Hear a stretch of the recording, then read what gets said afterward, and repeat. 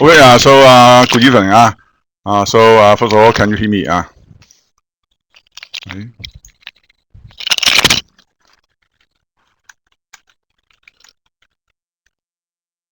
Thank you. Thank you very much. Okay, we will start our lecture this evening. For this lesson, we will go to chapter 5. This is our fourth lesson. For this lesson, we will cover chapter 5, part 1. Chapter 5 and also chapter 6 are quite complicated. So it's the reason why we have to spend 1.5 lesson on each chapter. Chapter 5, doctrine of Paxton. We all know that a case in the past. For example, a court of appeal case in 1970, a court of federal appeal case in the year of 2000. We call it a Paxton. If you study some other subject like management or even social work, or usually there will be some case study. For those case study, they're only for reference. But in law, cases are not only for reference. They're simply law. So sometimes we have to follow them. Sometimes we don't have to follow them. In this chapter, we have to learn what cases we have to cover. Okay. Of course, it's not possible for you to follow all cases. You can only follow some of them, but you have to understand the legal rule to determine which case you are going to follow, which case you don't have to follow. In the last lesson, we learned how to find the law, cases, and also legislation. Now we have to learn how to understand. The key word is to understand. In this lesson, we have a judgment. We have an exercise. We have to study a judgment. You have to learn how to understand a judgment. In the case of Wang Chunming, many students do not quite understand what's meant by constructive notice. Constructive does not mean for example, in our daily life, we say, "Oh, you give me constructive opinion." It's not the meaning we are talking about when we use the term constructive. It does not mean that it's a good idea, good opinion. It's not the case. In law, constructive is the adjective of construe. Where knowledge of the fact is presumed or imputed by law. For example, if you are going to buy a flat, you have to go to the land registry to conduct the search. It's called land search. If you conduct the land search, you can find whether the flat is subject to any mortgage or building order. No one will tell you directly, but it's something you should know. So we call it constructive notice. Or if you are a student, sometimes you have to, many university students, from time to time, they have to check the blackboard. They have to check the study platform or student platform. It's called constructive notice. I say for this lesson, you will do an exercise to understand the judgment. And also, I have given you the PowerPoint on trust and also the answer to chapter 1 to chapter 3. Many students were quite worried about the answer to those questions. Now I give you the answer. Because in the classroom, so I always want to encourage you to participate in the discussion. I hope all of you will participate in the discussion. Of course, now we have to do the online teaching. It is something a little bit difficult. But if we are in the classroom, discussion will be easier. Now we go to the lecture notes of today. Our lecture notes is about case law. Okay. So it's the outline of this chapter. The heading is called Paxton case law. This all the rules are inside a doctrine called binding Paxton. By doctrine of binding Paxton, it means that Paxtons are binding. Okay, so they are not only for reference. It's very different from civil case jurisdiction. Where they only take the cases as reference material. So they can choose either to follow or not to follow. But in common law jurisdiction, we have to follow the case. But of course, no need to follow all of them. Okay, you only have to follow some of them. For doctrine of binding precedent, so we use a Latin called Starry decisis. Starry decisis. This Latin. So we have two directions. Vertical is between higher court and lower court. Horizontal is between courts of the same level. And also we have another Latin. Ratio is a Latin term you have to know. Ratio means the ratio decidendi. So the short form is ratio. Is the underlying legal principle of a case. Obiter. Obiter is also legal rule, but it's not relevant to the decision of the court, decision in the case. So of course later I will explain to you the difference between ratio and also obiter. Overruling, reversing means what the appeal court can do for the decision made by the lower court.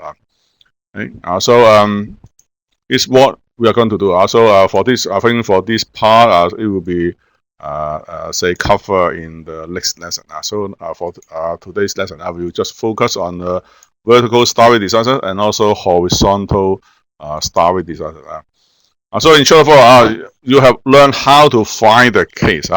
Of course, you have found the case. You maybe you print the judgment. You have some paper before you. But if you do not quite understand the judgment, so it will not be too useful if you have the judgment. Okay? So in this chapter, we have to learn how to find the legal rules from the case. We always say that the law is inside the case, but how can you find them? Okay? So I will show you an example. I will give you a judgment. I will teach you how to find the law inside a judgment. Our case, in fact, is a judgment or decision of a court of law. Precedent is a previous judicial decision. It's a previous case. So when you study law, you will find a case in 1980, so 1960, or say 1935. So many cases are very old, maybe as old as 19th century, 18th century, 17th century, or even 16th century. So of course, the law is developing. Don't expect the law is the same. Okay?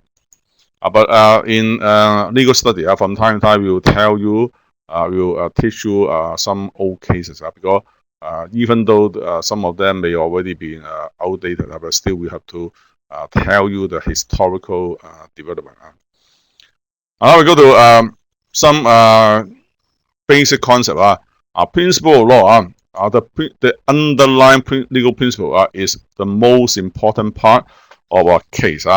In a judgment, you can find the facts of the case, the issue of the case, the argument of both sides, the decision made by the court.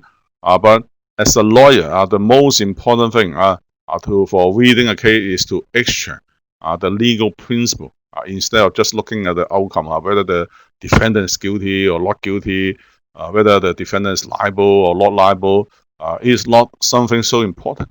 The most important thing is the legal principle underlying the case, because you have to extract the legal principle and apply the legal principle in subsequent cases.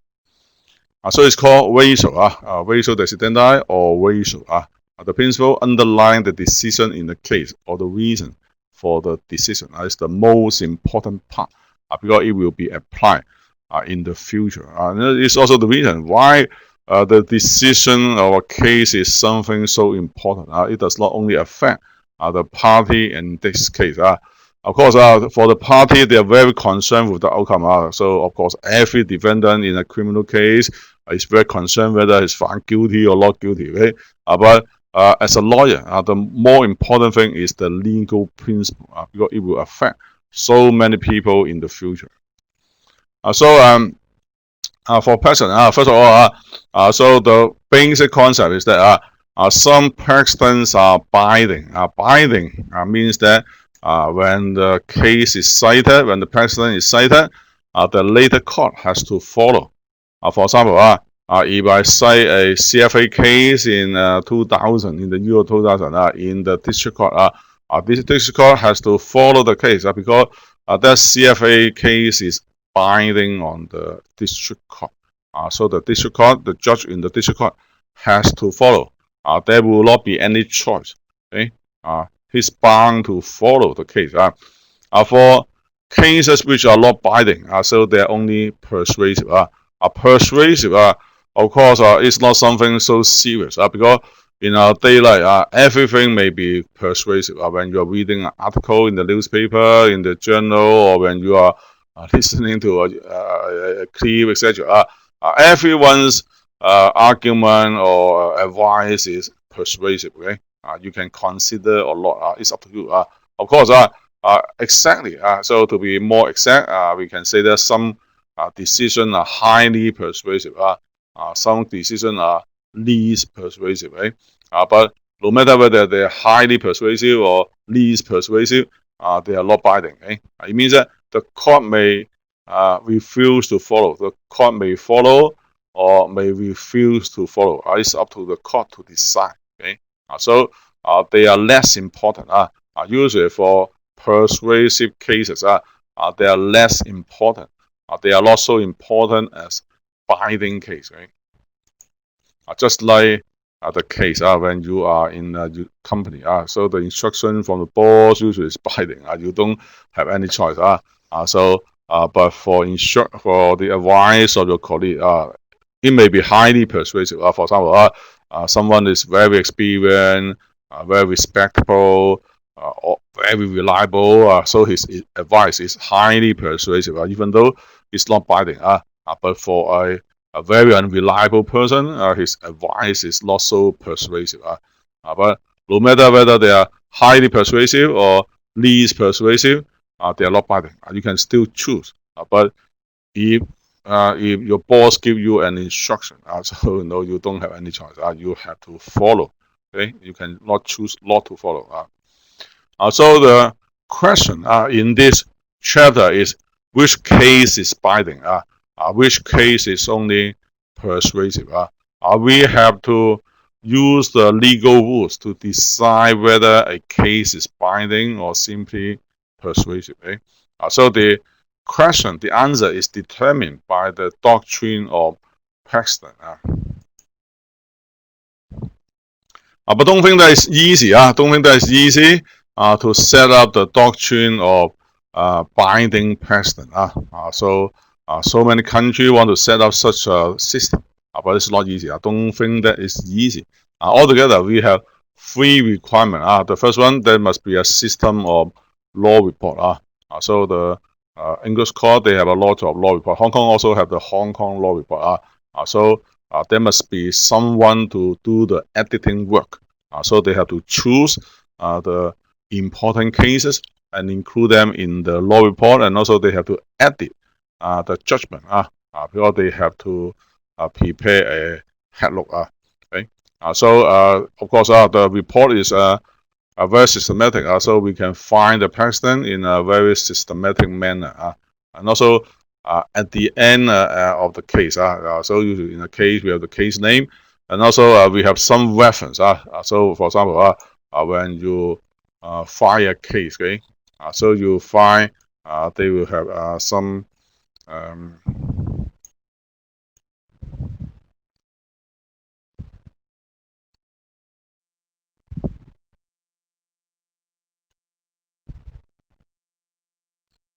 for example, this one, B&A 2008, 1 Hong Kong Law Report, page 43.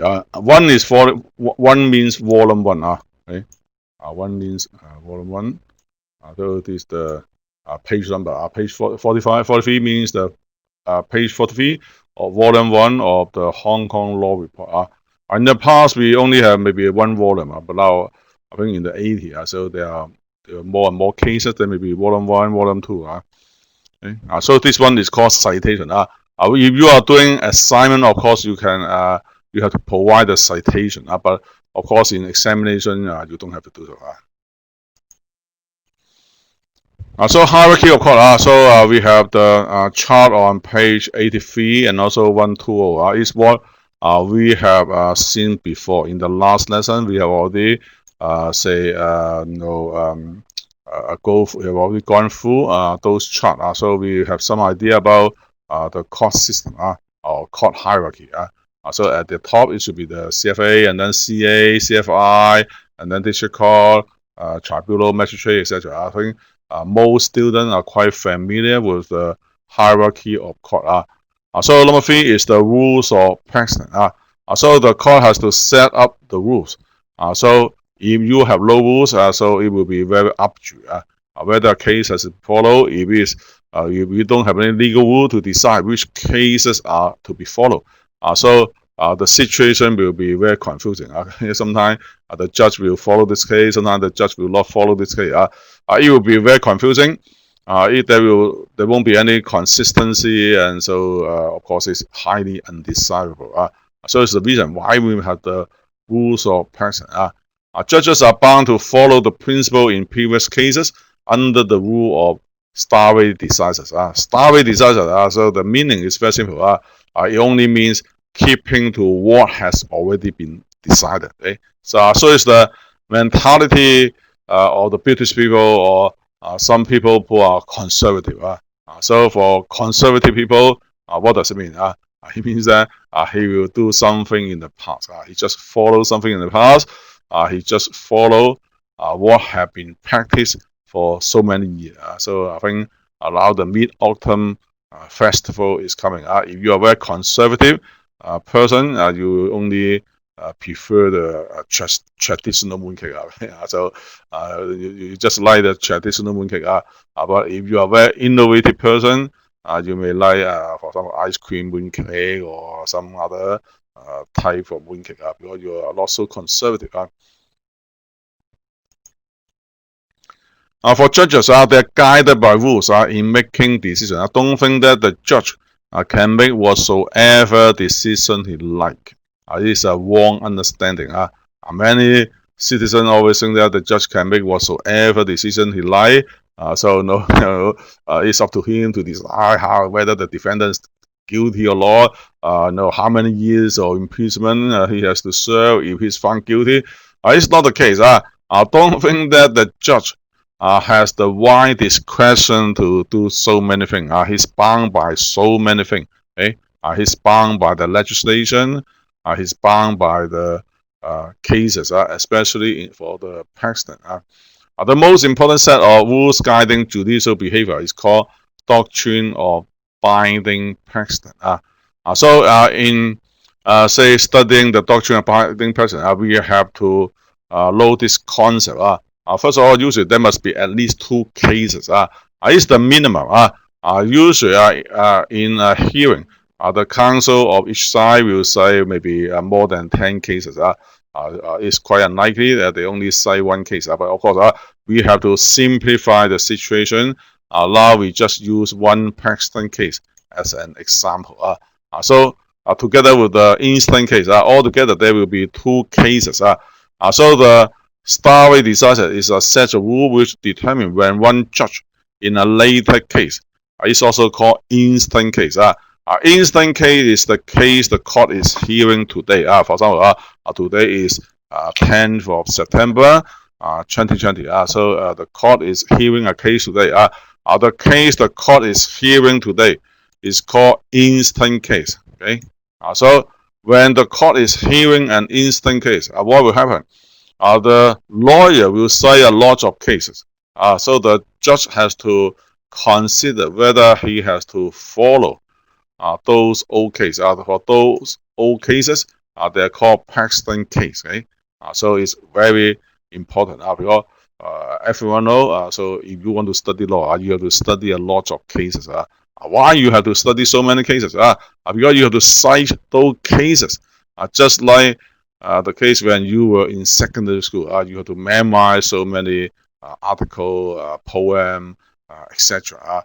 Why you have to do so? Because you have to cite those poems in the future. Okay? So cases are also the same. In the argument, the lawyer have to cite many precedent cases. So of course, the judge will consider whether he has to follow the precedent case. So a very important case. For example, later on you study the case Donald Williams Stevenson. The case will be followed in the future. It has a very big impact on the society because judges will follow the case in the future. So the decision of the court will not just affect the party of the case. It does not only affect the defendant. It will affect so many people.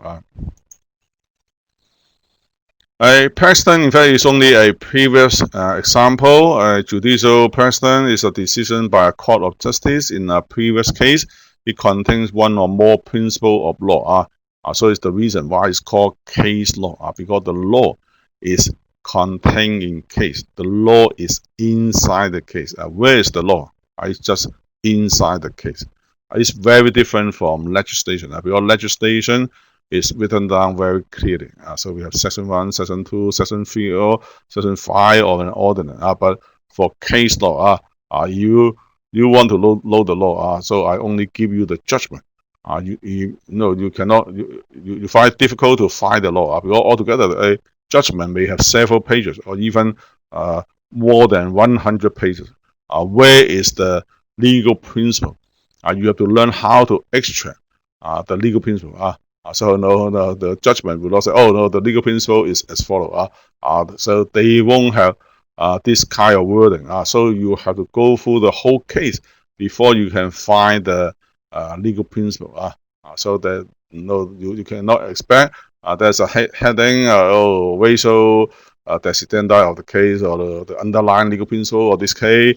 You cannot find those wording in the judgment. You have to go through the whole judgment before you can extract the legal principle. Of course, sometimes you may rely on the headlock. So as I have mentioned before, for reporter case, well, PCLR is only for reporter case. So we do not have too many reporter cases. Many cases are called unreported case. Unreported case means that they don't have any headlock. So the lawyer have to go through the whole judgment before he can extract the legal principle. Why precedent are cited? So precedent are cited or used by counsel to support a particular decision in the current case.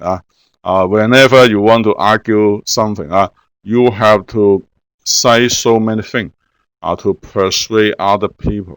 Okay? For example, if you advise someone to do something, so if you can cite example or real case, it will be more convincing. Okay?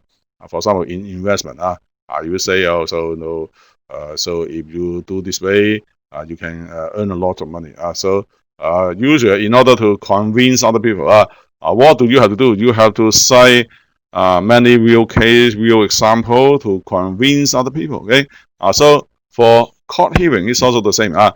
So for the lawyer, when they want to convince the court, what do they have to do? They have to cite cases.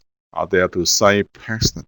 This is also the reason why lawyers have to study so many cases. Okay, so they have to memorize so many cases because they have to cite those cases when they appear in the court.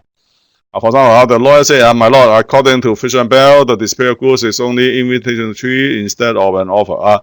He can persuade the judge that the display of goods is only an invitation to treat under the legal authority of the case Fisher and Bell. He has to cite the case. He cannot just say, so display of goods is only invitation to treat.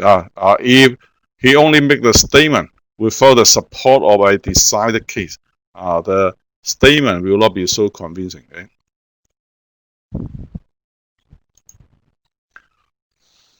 But the question is, there are so many cases. Why does the counsel choose those cases? The answer is very simple.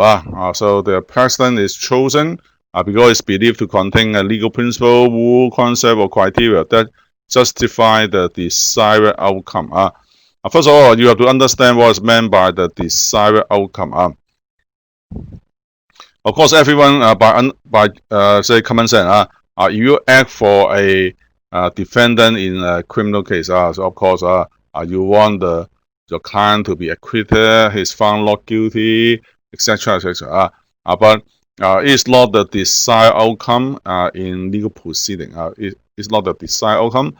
So from a legal perspective, if you want your client to be acquitted, of course, you have to say propose some legal argument. For example, a counsel cite cases to support his argument that what his client has done does not amount to theft.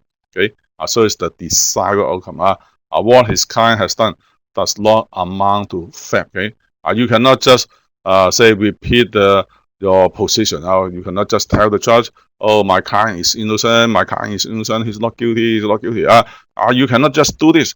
You have to convince the judge that your client is not guilty. Okay. For example, your client is charged with theft.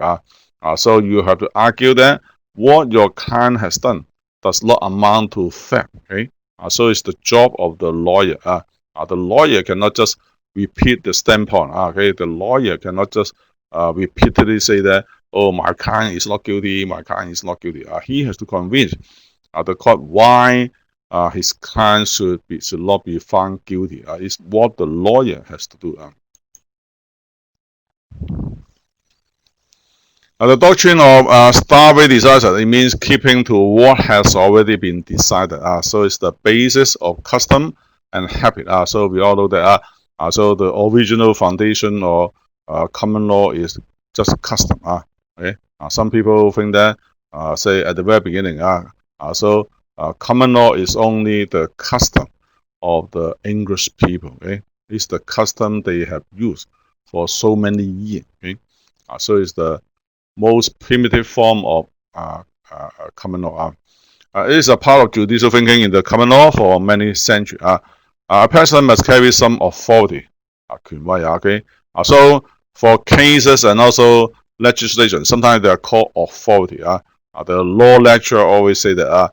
So when you make a statement, you have to cite authority. Authority usually it means cases and legislation. Okay, so when you make a statement, for example, if you say a display of goods is only invitation to trade, the authority is by the case Fisher and Bell. You have to cite the case Fisher and Bell to support your legal position. So person must carry some authority, some weight, before it's binding on a later court. So the question is, there's so many cases. Which one are binding? Which of course you cannot expect all cases are binding. If all cases are binding, what will happen? What will happen is that they may be conflicting. So especially in the lower court. Sometimes many people who criticize the judge, sometimes they say, "Oh, the judge does not follow the precedent." So please note that in the lower court, there's no need to follow cases made by the same court. Okay, so later I will explain to you. Don't think that all precedents must be followed. It's not possible. Especially in the lower court, there's simply so many cases. There's simply so many cases. It's not possible. Sometimes some cases may be conflicting. So it's not possible to follow all cases, especially in the lower court. But in the higher court, like CFA, the number of cases is very small, especially when we confine ourselves to a certain area. So you cannot find too many cases. Right? So usually they will not be conflicting. Now we go to stare decisis. Stare decisis. Okay. So the term is called stare decisis. We have two different directions. So and also I have given you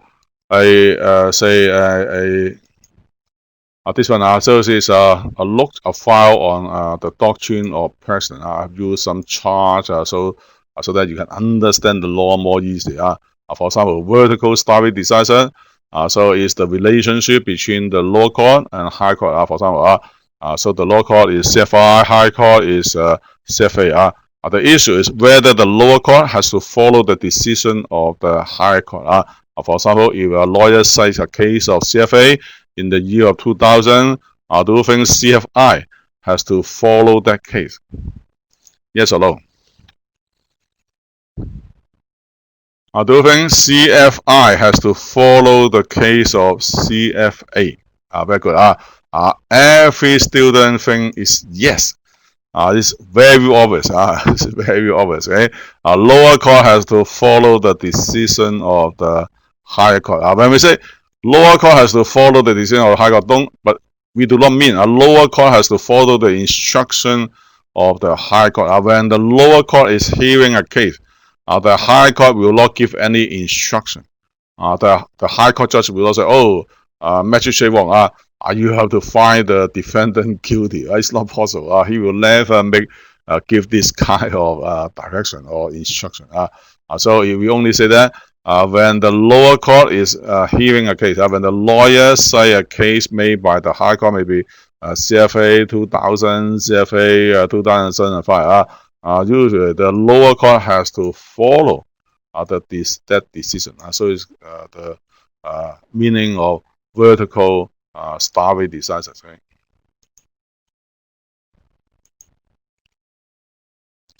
The rule is very simple. A decision of the superior court is binding on all courts and tribunal lower in the same judicial hierarchy.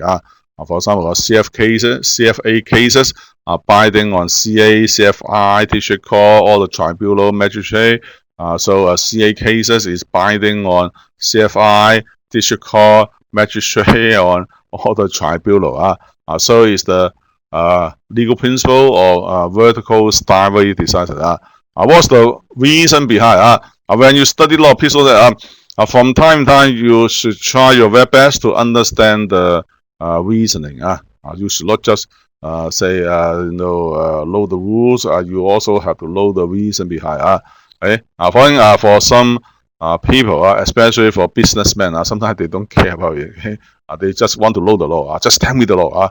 So usually they will try their best to follow the law. They will not criticize the law. So they will say, "Oh no, it's decided by the government." So I'm not in a position to criticize. I just follow it. Of course, but as a law student, you have to learn how to understand the reasoning of legal. Why the decision of the high court will be binding on the lower court? Why the judge in the lower court must follow the decision made by the high court?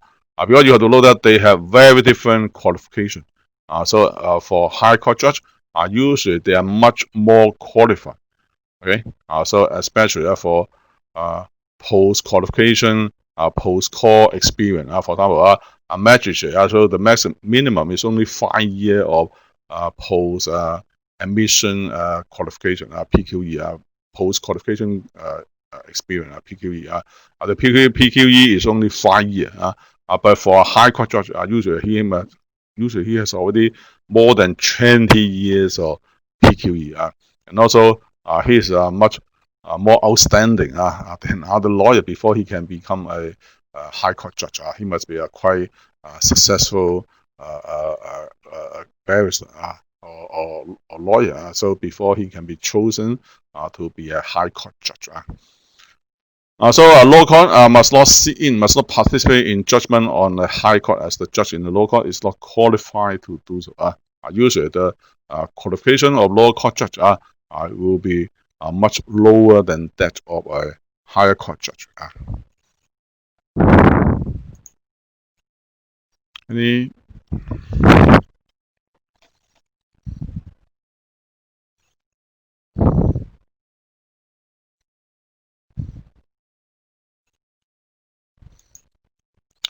question? Anyone raise hand?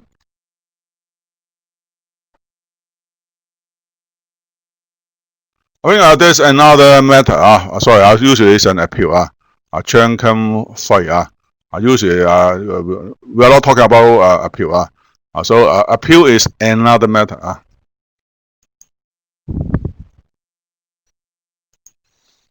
Question is, how about if the magistrate think that the decision is wrong?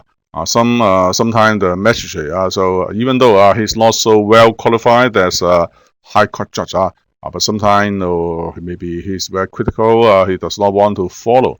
So what is the proper procedure? The answer is that the proper procedure is to follow it, but explain why he thought it might have to be reviewed, and indicating what order he would have made. Will he free from binding authority to make it. It means that he still have to follow, but he can make a statement, so to explain his own decision. How about if two binding precedent in the CFI conflict? So please note that so usually in the highest court, you simply cannot find two conflicting decisions. For example, CFA, because the number is very small, it's quite unlikely they have two conflicting decisions. CA is still possible, even in the level of CA, 上訴庭court appeal, you may find some conflicting decision. CFI is even more likely. Why? There are so many reasons. So later on I will tell you. Later on when you study the case of Yuen Sek On, you feel so surprised to know why the court also made some wrong decision. So it's a very practical issue. From time to time there will be two conflicting decisions made by CFI. So the solution is that the magistrate should follow the later case if it is which of the full consideration of the earlier case. For example, we have a 1970 case, and also we have a 2000 case. Usually, which one will you prefer? Will you prefer old case or will you prefer a new case? New case or old case? New, just like your mobile phone. Everyone will prefer a new model. Okay, so cases are also the same. Usually we will prefer the new one. Why? Because so it's possible for the new decision to have considered the old decision. But it's not possible for the old decision to have considered the new decision. It's not something. It's not possible. It's not possible for the judge in the 1970 to expect there will be a case in 2000 and so they will make such a decision and the decision is wrong. It's not something possible. But it's possible for the judge in the 2000 case to have considered the 1970 case. But usually when he make the decision, he will consider some relevant old case. Also, we have to know the court system of Hong Kong before 1997. The only difference is here. Before 1997, we did not have any court of final appeal. We did not have the CFA. So court of appeal should be the highest court in Hong Kong. If the party lose the case, they could appeal to Privy Council. Privy Council, in fact, is just the same as House of Lords. Please note that is a very funny arrangement. Privy Council and the House of Lords. House of Lords is for local case. So it's hearing all the cases in United Kingdom. But for Privy Council, it's hearing cases from overseas. They have the same panel of judges. Judges are just the same, okay? But they have two different labels. When they are hearing overseas cases, they use the label of Privy Council. When they are hearing local cases, they use the label of House of Lords. So before 1997, so every year maybe only 4 to 5 cases to the Privy Council because it was very expensive. So not so many people could afford taking a legal action or appeal to the Privy Council. But in UK, so the highest court, from time to time you find this term, House of Lords. Of course, House of Lords is one of the House of the Parliament. But it's very funny to know that a House of Lords is also a court. Okay? Of course, when the House of Lords is hearing a case, only the judges in the House of Lords will hear the case. For other members of the House of Lords, they will not hear any case. Okay? They will not do any hearing. So only inside the House of Lords, there are several House of Lords, very senior judges. Sometimes they call Lord. Right? And also you have to call them Lord. And then the surname. For example, if Mr. Denning is appointed to be a judge in the House of Lords, so the lawyer have to call him Lord Denning. Lord Denning is one of the most famous judge in recent history. Okay, so Until 2009, the House of Lords served as the court of last resort for most instances of UK law. Since 1st October 2009, this role is now held by the Supreme Court of the United Kingdom. Because the term House of Lords sometimes is quite difficult to understand. Some people think that how come a case is heard in the House of Lords? Because the House of Lords is only one of the house in the Parliament. So it's a political organization, it's a political body. How come it's also a court? But in fact, it is the it was the highest court of UK for so many years. So from time to time, you find many cases are held by the House of Lords.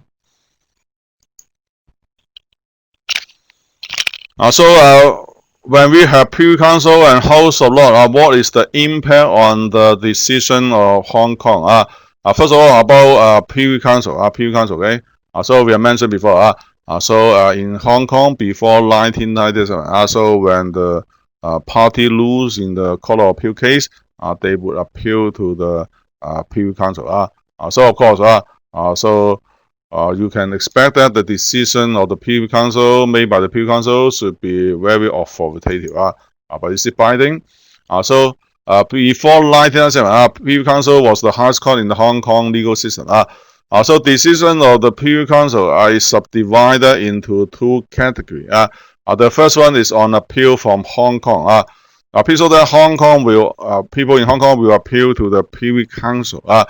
So for those decisions, for decision of the Privy Council on appeal from Hong Kong, they were binding on the Court of Appeal and all lower court.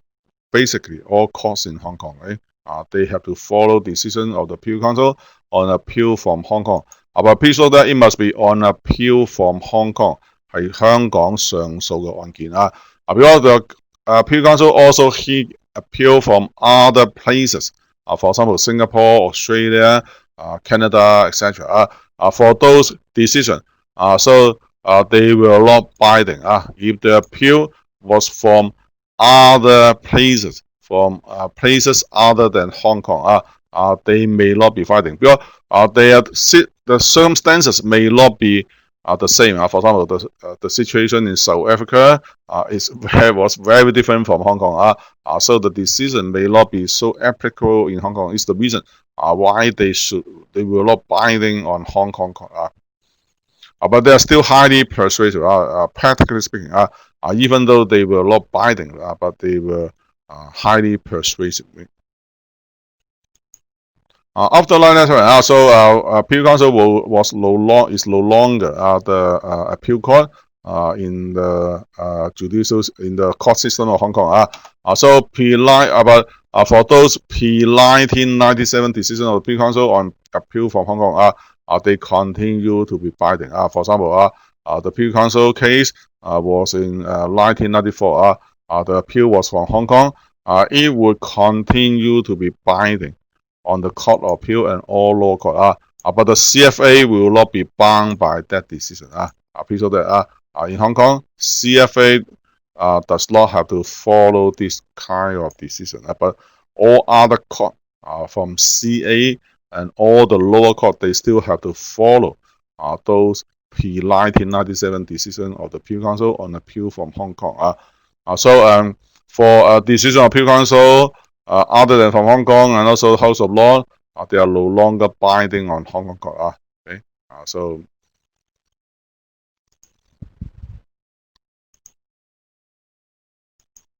they are only highly persuasive, but they are not binding.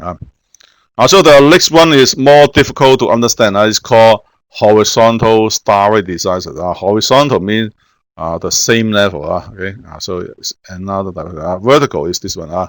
So higher and lower level.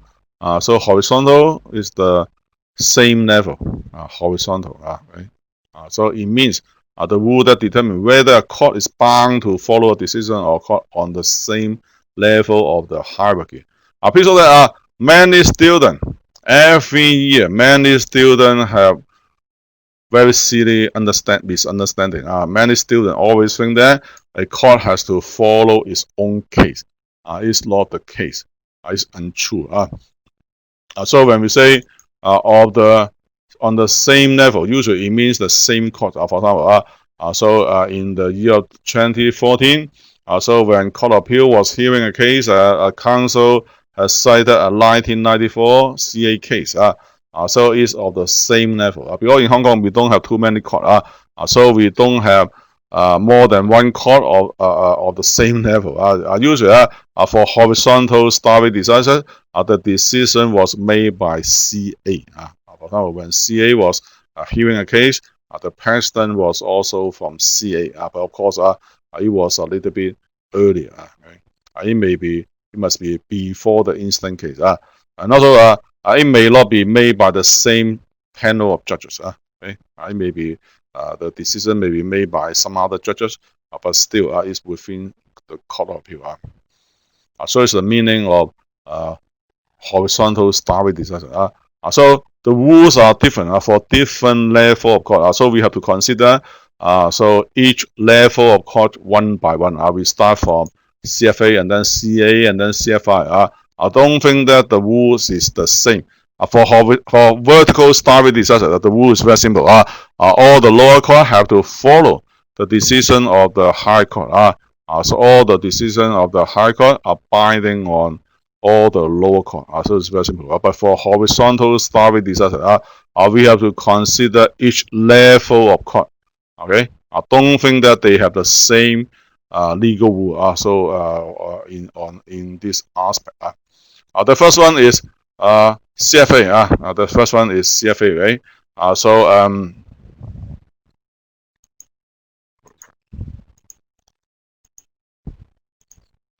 So it's horizontal, right? So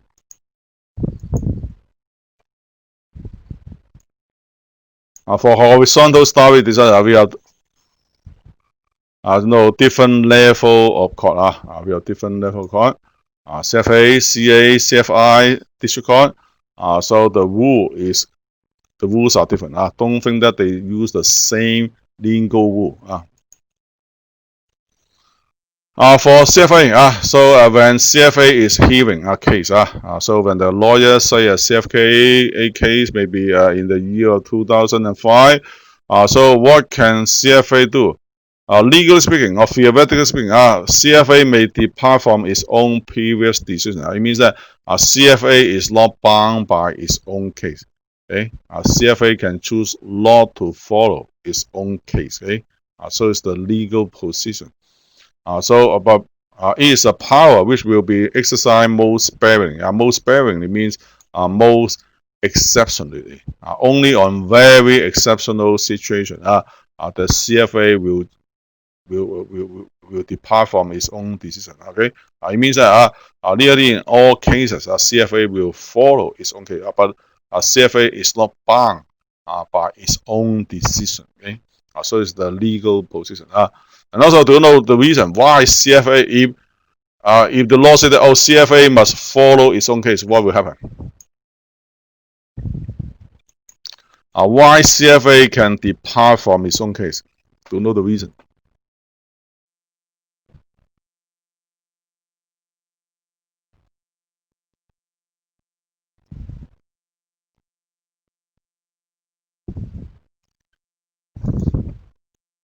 In fact, the reason is very simple.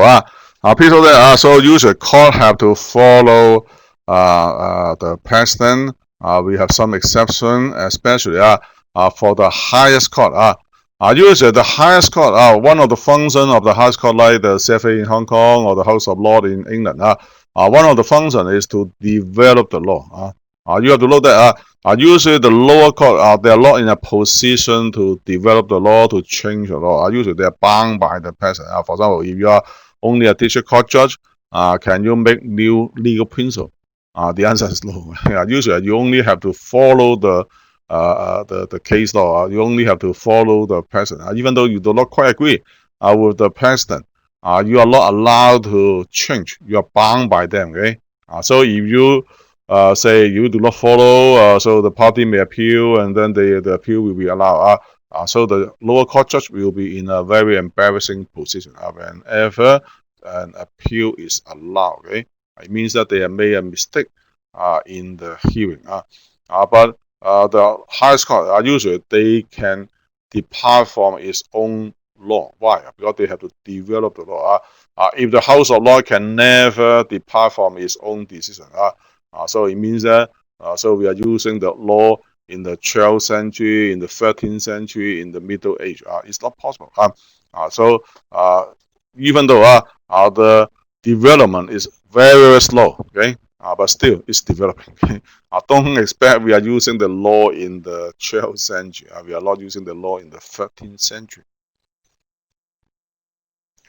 CA is a little bit different. CA say the current position is quite simple. Following CFA's judgment in a landmark case called Solicitor versus Law Society of Hong Kong. I don't know why there's action. You can find so many cases between the solicitor and the Law Society. Because from time to time, the Law Society will discipline. 紀律處分will discipline the solicitor. So sometimes they are not happy with the decision and they make appeal to the court. So it's the reason why from time to time there's cases between solicitor and the Law Society. The rule is now that the CA may refuse to follow an earlier decision of its own if it is satisfied that the previous decision was plainly wrong. So it's the only exception to the general rule. It means that the general rule is that CA is bound by its own case unless it was plainly wrong. Plainly means obviously. So it must be incorrect, very wrong, up to a quite substantial level. If you're only slightly wrong, you still have to follow. It must be plainly wrong before you can choose not to follow.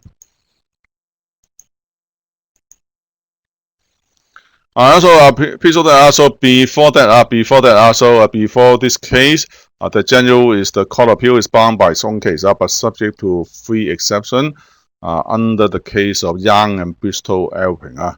You know that the last time, the legal principle was laid down was in 1944. The legal principle only changed in the year of 2008. Can you count how many years have passed? 2008 minus 1944. How many years? How many years between these two cases? 64. Very good. 64. It means that the law only changed after 64 years. So it's the reason why you should study law. If you study law, you don't have to update your knowledge all the time. But if you study computer, IT, or artificial intelligence, you have to update your knowledge all the time. Maybe once a month. But if you only study law, you don't need to update your knowledge so often. Why? Because we do not have too many new cases. Another piece of that for the new cases, they are not on all the area. If you divide the number of new cases by the number of each subject, we only have a few cases every year. So for lawyers, usually they are not specializing in all branches of law. So maybe they are only specializing in criminal procedure or company. So the new cases, the number is very, very limited. But please note that this case is already outdated. Please note that this case is already outdated. You don't have to follow this case. Young and Bristol Alpine is already outdated. So now it's replaced by this case. So for the legal position, you have to follow this case instead of Young and Bristol Alpine. Many students, every year, many students made a silly mistake. So in fact, you can ignore this case. But of course, in the legal study, when you study law, usually the lecturer, the textbook will tell you something in the past because we want you to know the historical development. For this free exception, it is something extremely difficult. I think not so many students can understand this free exception. You can understand this free exception by your own understanding. I think you have a very good potential in studying law. Okay, so now we just skip this free exception and then we go to the case of Yuen Sek On. Because we have to finish it before the break. So please now go to the judgment of Yuen Sek On. So we have a judgment. So the case is called Yuen Sek On.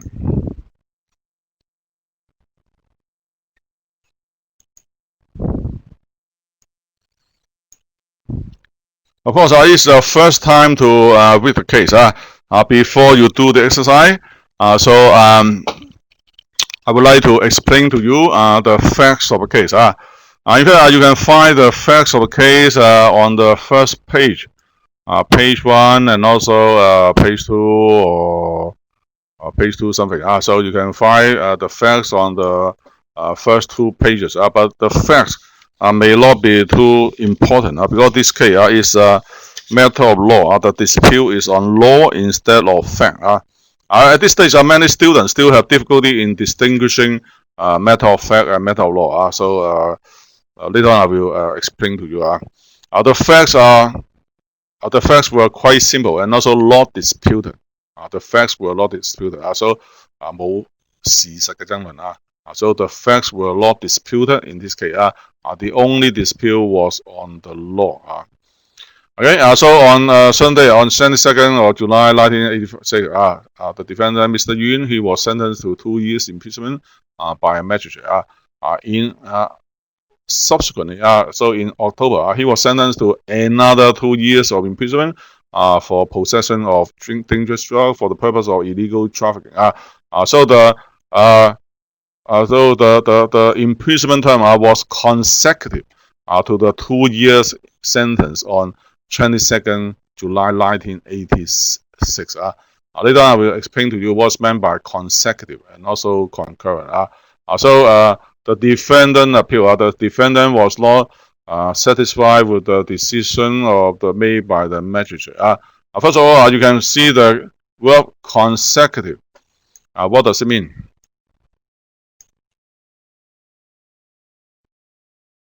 What's meant by consecutive? Okay. So for the sentencing, 量刑imprisonment. So we have say 2 different situations. The first one is sorry. Sorry. I made a very silly mistake. This one is a concurrent. Very sorry. Why I'm so silly.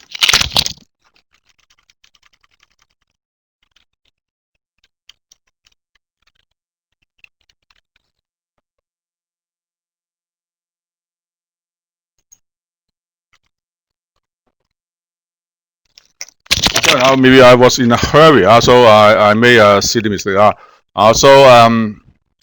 for example, when someone was sentenced to imprisonment, he was charged with 2 counts of say offense. 有2項罪名。So the first one is 2 years, and the other one is also 2 years. There are 2 options. The first one is consecutive. Consecutive means 分期執行。So 2 plus 2 will be 4. It means that he will serve the first 2 years and then he serve another 2 years after the first term has expired. There will be another option. It's called 同期執行。同期執行。Okay. So I will give you the revised copy later. So it's called 同期執行 concurrent. Concurrent means you serve the term at the same time. Okay. It's the meaning of concurrent. Okay. So 2 plus 2 will only be 2. A student will ask why there's such a big difference. No, under what circumstances will be consecutive, under what circumstances will be concurrent. Concurrent, usually it happens when the 2 offenses are related to the same incident. For example, if someone is fighting in a bar, he will hurt other people, he will damage the furniture, etc. He will be charged with, say, battery or assault or criminal damage. So because the 2 charges are simply related to the same incident, okay, usually it will be concurrent. 因為係同一單事件你酒吧打人整傷啲人咁樣。So usually the defendant may be charged with more than 1 count of offense. But if he is found guilty, the judge will say that the term of imprisonment will be concurrent. So basically, so he will be sentenced to imprisonment of 2 years. But if no, the offences are related to different incidents. For example, someone was fighting, say 2 years before, he was also fighting, last month. They were 2 separate incidents. So it will be consecutive, say, imprisonment. For Mr. Yun, so the imprisonment was consecutive. So it means that 2 plus 2 will be 4. Okay. So of course the total term of imprisonment will be 4 years. But what is the objection? So you have to know. For many for many bad guy or say offender, sometimes they have very extensive legal knowledge. To know why? Because when they were in prison or some detention center, usually they will learn a lot of law. So someone will say that the prison is the biggest law school in Hong Kong in terms of number, in terms of students. Because the prisoner, usually they will learn a lot of things from other prisoner. We call them inmate. 嗰啲囚犯okay. For example, how to make weapon, how to conduct the robbery, etc. etc. They will learn a lot of skill. And also they will learn a lot of legal knowledge. For example, Mr. Yun, when he was in prison, someone will ask him, so no, why you were put into prison, what offenses you have committed. Yun say that I was guilty of possession of dangerous drugs, etc. And 2 plus 2 will be 4. So his friend will say, how come it will be 4? You were tried in the magistrate at the maximum penalty. It's only 3 years of imprisonment.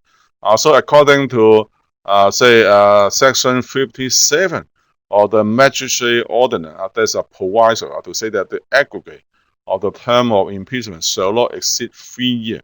First of all, you have to know that all the lower court, they have the jurisdiction. It means that there must be some limit to the punishment. For criminal court, there will be some limit to the punishment. Because for the lower court, the judges are very junior. They are not supposed to handle serious case. For example, a murder case. A murder case will not be heard in the magistrate. It will be heard in the high court, CFI. So every lower court, for example, magistrate, small claim tribunal, district court, there will be a limit to the punishment. So magistrate, for single offense is only 2 years. For consecutive offense is 3 years. For district court is 7 years. Okay.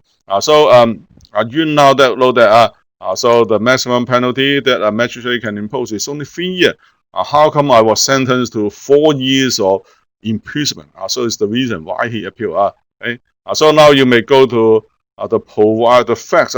You don't need to spend too much energy on the fact because the fact were undisputed. So we did not dispute on the fact. Right? There was no dispute on the fact. Right? So how many grams of dangerous drug he was in possession, I think is irrelevant. So we just look at so the issue of proviso to section 57. Okay, please go to the judgment. You can find the reproduction of the section 57. Okay? So what happened? The sentence is is no dispute. So Mr. Yun say he appealed.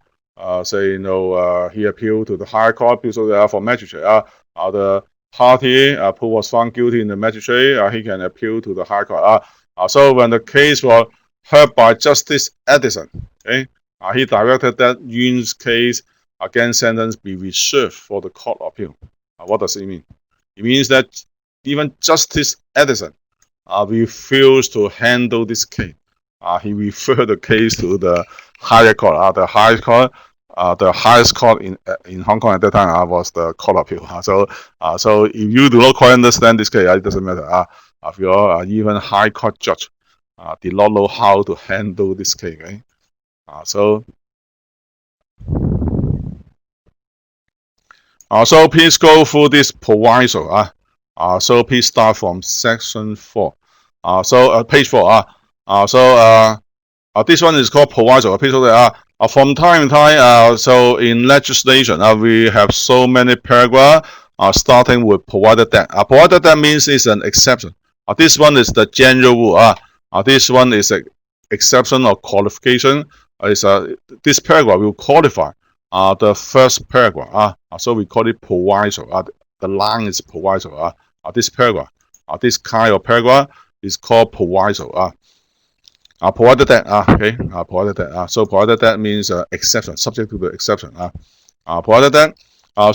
When two or more terms of imprisonment imposed by a magistrate are ordered consecutively, so it shall not, right? Exceed 3 years.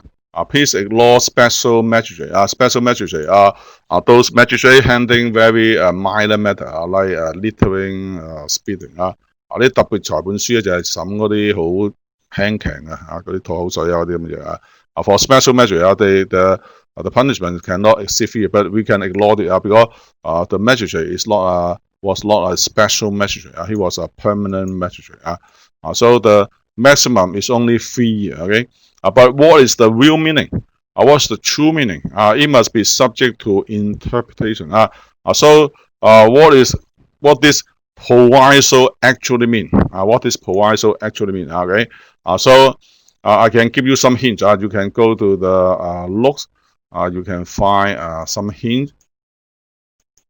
The hint is that so this proviso is subject to two possible interpretations. This restriction shall not exceed 3 years.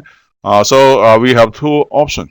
Either it applies to the same magistrate. It means that if the sentences and the two sentences are made by the same magistrate, it will be subject to this proviso. 呢個限制咧係同一個裁判司咧就係有效嘅But another interpretation is that it applies to two or more magistrates. It applies to two magistrates. Even the sentences were made by two or more magistrates. It was still subject to the maximum of 3 years. These are the two possible interpretations. And then when you go go to the paragraph below, you can find so many cases in the judgment. The judge has cited so many cases, and also you can find that the decisions were conflicting. Okay, so now please start doing the exercise. Try to find out the decision made by the court, and also try to find out the racial designation. That's the underlying principle of the case. Go to the bottom. You can find the outcome, but for the outcome is not the most important one. So you have to know the reasoning. You have to know why, what was the reason for the outcome. Okay. I now give you 20 minutes. So please do the reading until I think it should be 8:30. Then we can take a break.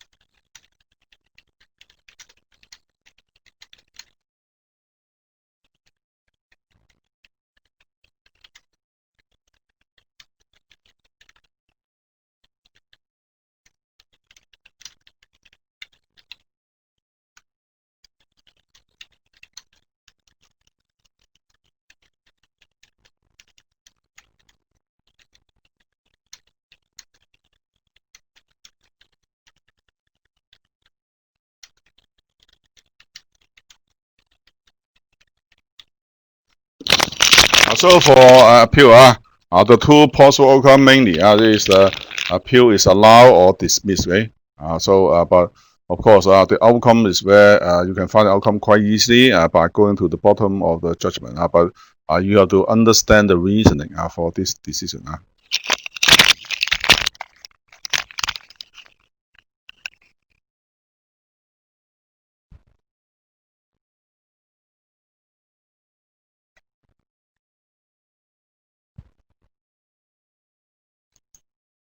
A very funny thing is that you can find altogether we have 5 cases.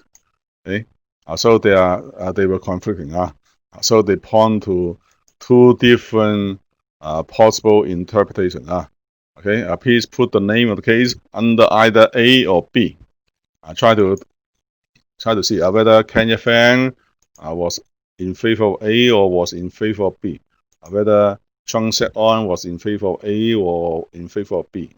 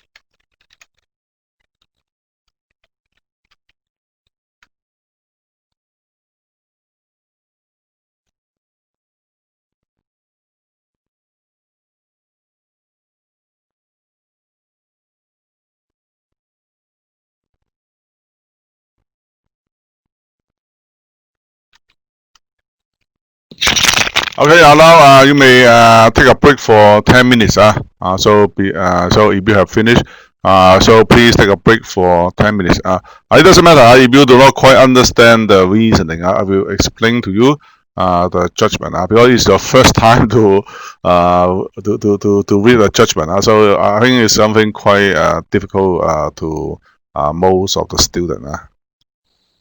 Please take a break for 10 minutes and then we'll come back and we will discuss the case. I will explain to you. I will, no, I think it won't be too difficult. After my explanation, you can understand the judgment quite easily. With the greatest respect. With the greatest respect. So please, usually it's the wording used by a lawyer. With due respect. With greatest respect. For the British people, they cannot be rude. 唔可以好粗魯啊，或者粗暴語言啊。So we cannot use some improper language. Even when you do not quite agree with other people, you still have to use a very polite language. It's the training in law. So if you do not agree, you can say, I would due respect. You still have to say, with due respect. 我係好尊敬你。So and also you have the lawyer call the other lawyer, the lawyer on the other side to be my learned friend. It's very funny.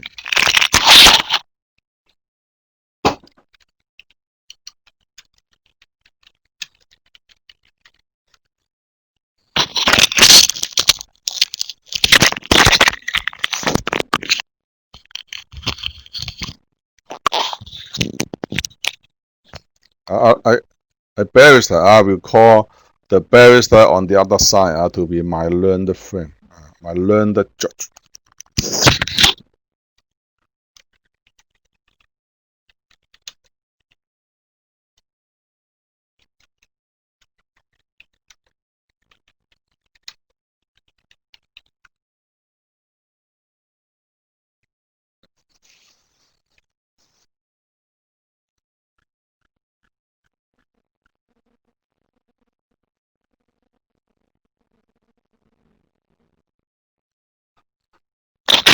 Of course, they have to respect the decision of Hamilton. Why? Because Hamilton was a House of Lords case. Okay, it was virtually binding, even though theoretically it was not binding. But practically speaking, it was binding.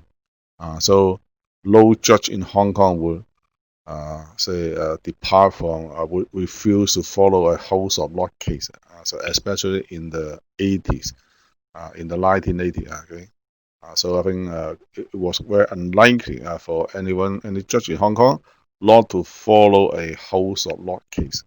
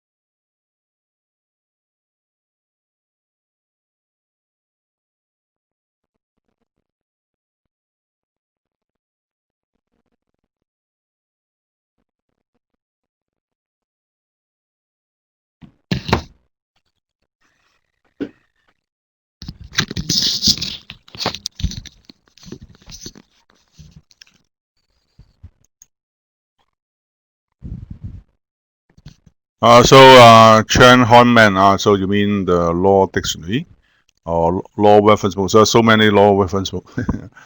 For this model, I think there's no need to buy any law reference book. Of course, if you have a lot of time, you may go to the law library or Hong Kong U to find some books you like. But usually, I think it's not necessary.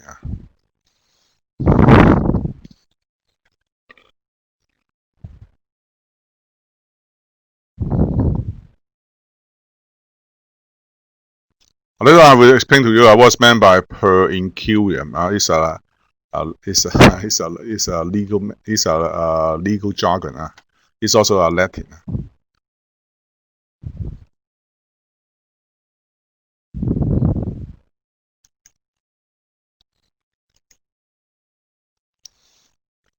Okay, now we may resume our lecture. First of all,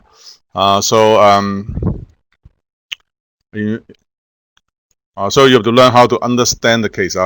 Page 4, the first part is the reproduction of section 57 together with its proviso. So in deciding a case, usually the lawyer will cite many cases. But it's very funny for you to realize that in fact even though we altogether we have around 5 cases in Hong Kong, but they were conflicting. Okay. Some were made by High Court judge. For example, Huggins. Huggins was a very famous judge. I think he was a vice president of the Court of Appeal in Hong Kong.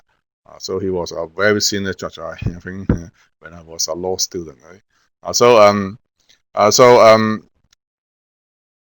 course, we have the restriction. The restriction is that the maximum penalty maximum term of imprisonment cannot exceed 3 years. So the maximum is only 3 years. But the restriction also is we have two possible interpretation. So the first one is this restriction is only applied to the same magistrate. So the other restriction is that the restriction apply to 2 or more magistrates, even though the sentence were made by 2 or more magistrates, so it cannot exceed 3 years. These are the two possible interpretation of section 57, especially is proviso. Now we may go through the judgment.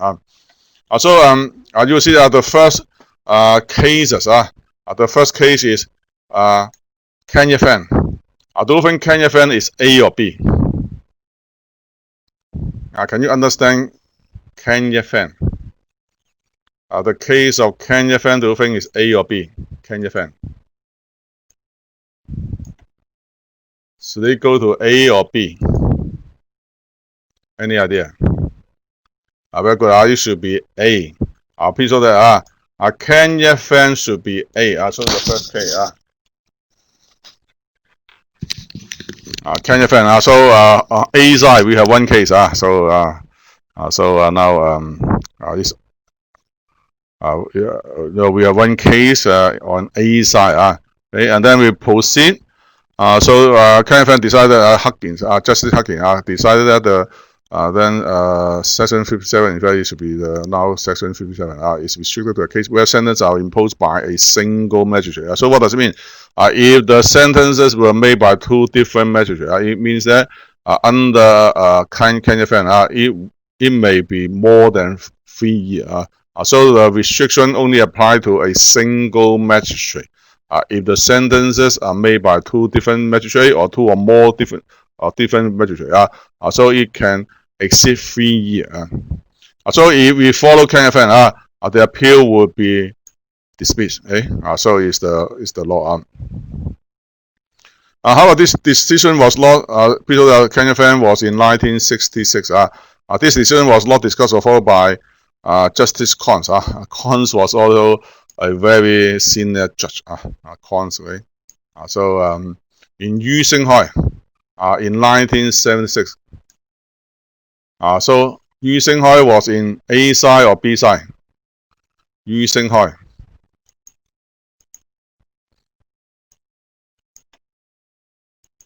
A side or B side? Very good. Yu Xinghai should be on B side. Okay.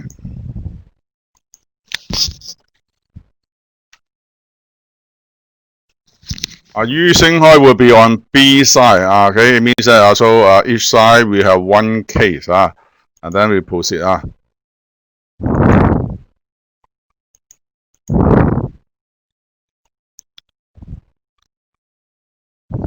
It was held that the aggregate means total. I must not exceed 36 months. And also the decision was not discussed. Means that so when Yu Xinghai, when the judge made the decision in the case of Yu Xinghai, he did not consider Ken Yefeng. Okay. So when for Justice Con, when he make the ruling in the case of Yu Xinghai, he did not consider Ken Yefeng. There are so many reasons. So it was something more often in the past because we did not have a computer. Nowadays, if you do the legal research by computer, you can find all the cases very easily. But in the past, you have to rely on your memorization. Okay? You must be very knowledgeable. So before you can think of all the relevant cases. Okay. And also in many cases, so a party may not be represented by any lawyer, and also the lawyer may not do a good job in the law research. Okay. So also you can find this case. I don't think Yuen Shek-on, I don't think he was represented by any lawyer. The answer is no. So at the bottom, you can see Yuen Shek-on, applicant in person. In person means that he was not represented by any lawyer. Okay. He was represented by himself. Okay. So when he was not represented by any lawyer, it will be quite sometimes no. The argument on his side, there may not be any legal research. Okay? Because the lawyer on the other side may not do any research in favor of Mr. Yuen. He will only do research in favor of his own side.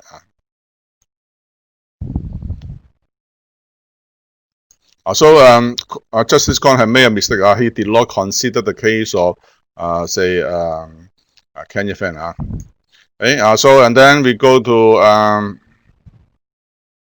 Zheng Shek-on, A or B?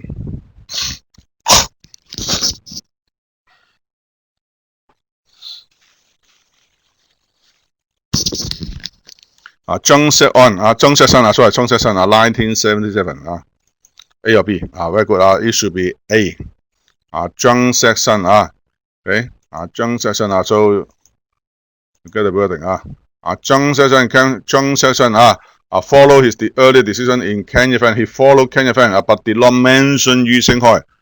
We do not know the actual reason. Whether he was the judge was careless, or if the judge thought that Yu Xinghai was wrong, he should mention the case and say that this case was wrongly decided. But in the judgment, the judge did not mention. Most probably, he did not do good research. Okay? He failed to consider Yu Xinghai. Okay, we have Zheng Shek-on. So Zheng Shek-on is now on A side.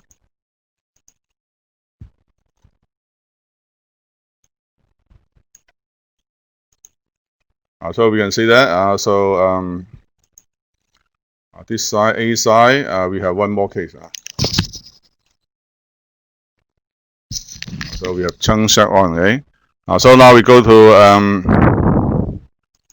we go down the judgment, and then come the decision of Wang Sai-lung. Wang Sai-lung in the year of 1980. Okay. So the case was similar, even though it was a district court case, but the issue was similar. Okay. The issue was similar. Okay. So because Section 82 of the district court ordinance have a similar provision similar to Section 57 of the Magistrate Ordinance. So because the district court, the maximum penalty is 7 years of imprisonment. But law authority was cited. It means that in the case, in the judgment of Wang Sai-lung, so law cases was mentioned. Okay. So Wang Sai-lung is on A side or B side?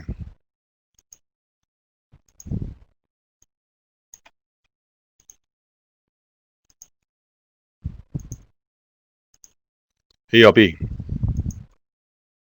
Very good. Wang Sailang should be on B side. Now we have 2-2, just like a football match. Okay, so it's very exciting. So each side we have 2 cases. Okay, and then we go down the judgment. So you find these 4 cases, they are inconsistent. They are in conflict. Then come to the case of Chen Chung-o, where this court on a 1 year's concession by Kwang Council follows Wang Sailang. So Chen Chung-o is on A side or B side. I failed to mention Chen Chung-o in your looks. Chen Chung-o, A side or B side? Again, is B. So you find 3 cases.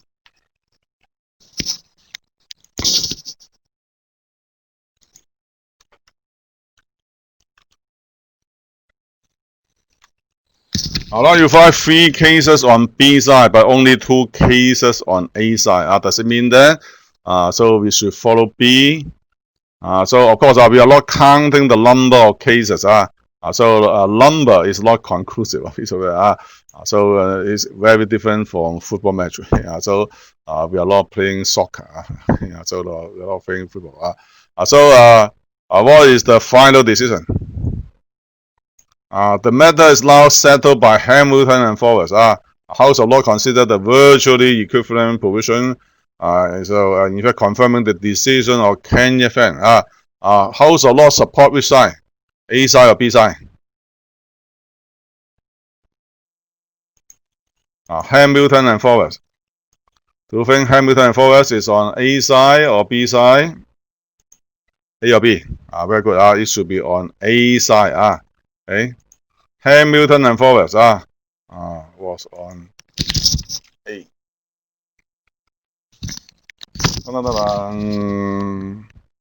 This one is conclusive. Hamilton and Forrest is conclusive. Why? Because it was a House of Law case. Okay, so it's very authoritative. With the greatest respect, we are of the view that Hamilton and Forrest is clearly right and should be followed. Okay, so it's the law. Hamilton and Forrest is very authoritative because it was the House of Law case. So I think no one could imagine not to follow a House of Law case in the year of 1980 something. So then the court then considered the case in Young and Bristol Elping. Young and Bristol Elping say that so usually court of appeal is bound to follow its own decision. But the point is that even though sometimes the problem is, for example, if you work in a company, you have 2 bosses. So boss A asks you to do something, the other boss asks you to do another thing. Even though you are a very obedient person, you don't want to offend your boss. But is it possible for you to follow 2 conflicting instructions from 2 different bosses? Is it something possible? For example, the general manager asks you to leave the office at 5 p.m. even though you have not finished all the work. Another general manager said that if you have not done your job, if you have not finished your job, don't leave the company. So which one you should follow?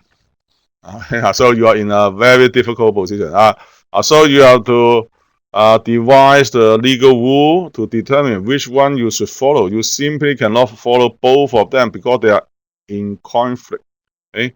Please note that. So a very important thing is that even though for court appeal, sometimes they cannot follow its own decision. Why? Because they are in conflict. If they are not in conflict, it doesn't matter. Okay? Just follow them. Okay? So we cannot say that court appeal is bound to follow its own decision. It's not possible. It's not possible in all situations because in some cases the decisions are in conflict. They are conflicting. Okay. So we have 3 exceptions. Can anyone understand the 3 exceptions? Number 1 is very easy. The court is entitled and bound to decide which of the 2 conflicting decisions of its own it will follow. For example, we have 2 decisions, decision 1 and decision 2, they are in conflict. Of course, you have to choose either one. You cannot follow both of them. It's not possible. You have to choose either one. It's very easy to understand. How about number 2 and number 3? Number 2 and number 3 are very difficult. Number 2, is there anyone who can understand number 2? I think number 3. Number 3 first. Number 3. No. We skip number 2. We go to number 3. The court is not bound to follow decision of its own. It is specified that the decision was given per incuriam. What's meant by per incuriam? Per incuriam means that you are careless. You fail to consider something important or something relevant. You fail to consider something. So it's called per incuriam. For example, in the case, the judge failed to consider the precedent.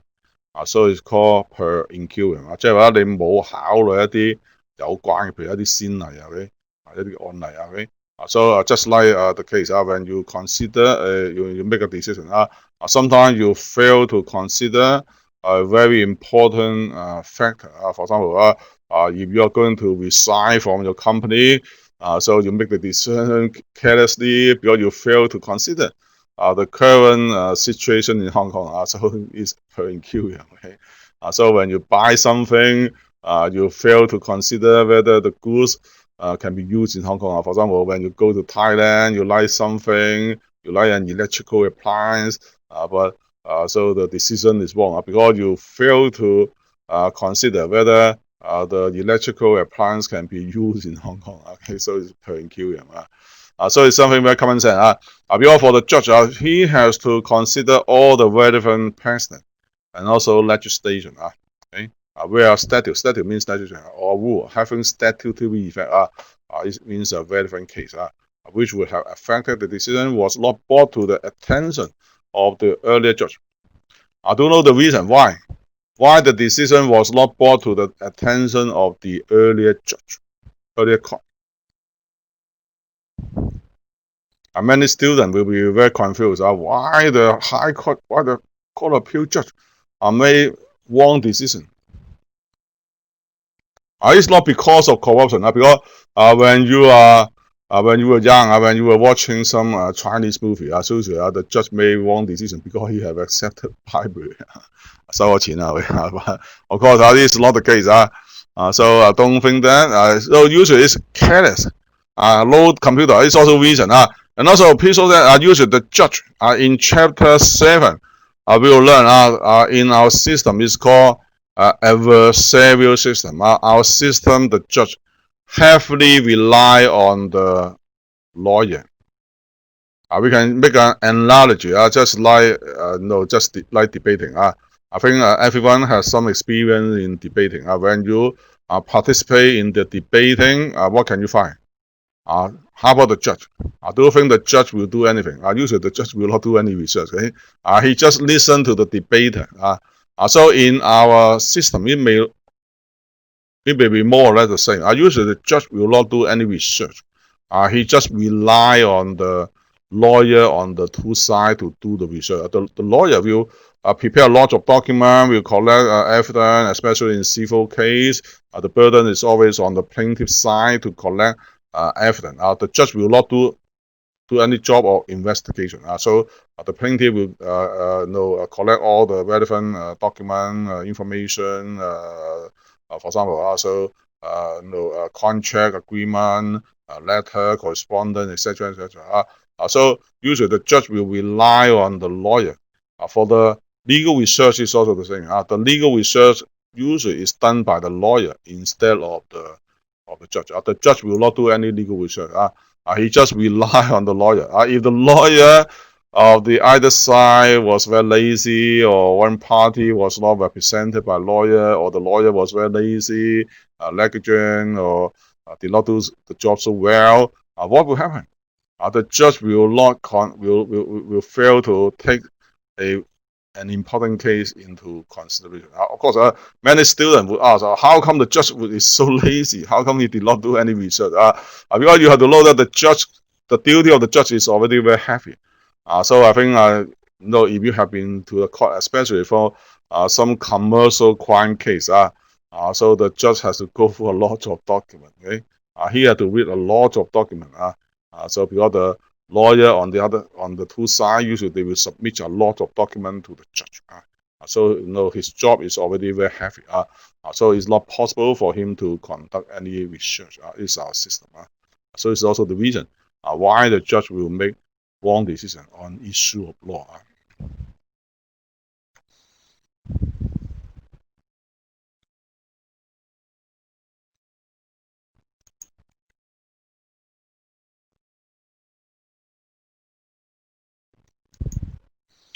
So it's called per incurium.